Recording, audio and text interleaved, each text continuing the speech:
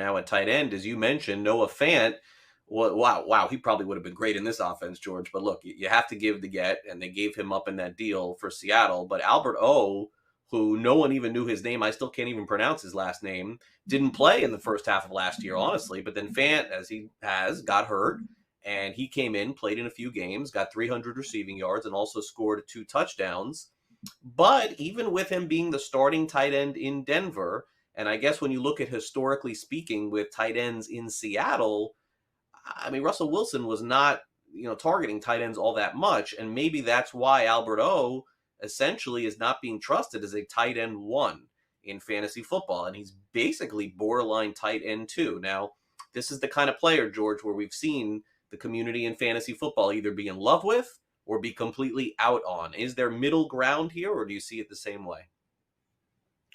Well, I can tell you, there's a player that in the leagues I drafted in right now, there's a player that's going to, I could determine my fate. It might be AO, because I've got him in a couple of leagues here. Now, when I draft AO, what you said is perfect. He's not a tight end 1. He's not. And you'll need to draft him as a tight end 1. Generally, I'm taking him if I didn't take one of those big tight ends early. If I have no tight end, maybe I ended up with. I'd be happy with Noah Fant, but maybe if I end up with a Fant type, something like that. I don't like Fant in the offense he's on now. But if I end up with a Fant type, in other words, I didn't draft the top 8 tight end, top 9 tight end, then I draft Fant, I'll take AO. Maybe I'll catch something lightning in a bottle here. I do think he'll be worth somewhat, do some damage in Denver. I think one of the reasons why Wilson never really had it, was big with a tight end in Seattle is they never gave him one. I know he had Jimmy Graham, but that was after Jimmy Graham wasn't Jimmy Graham anymore.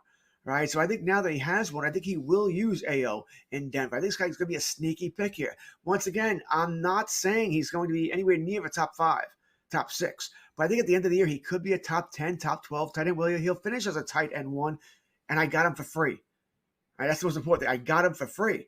Both my tight ends are free. They're both double-digit tight ends. I didn't spend a lot on tight end so far this season. And it allowed me to build up maybe another wide receiver, another top wide receiver, another top running back, whatever it might be. So yes, I'm rolling with dice on AO. I'm on board.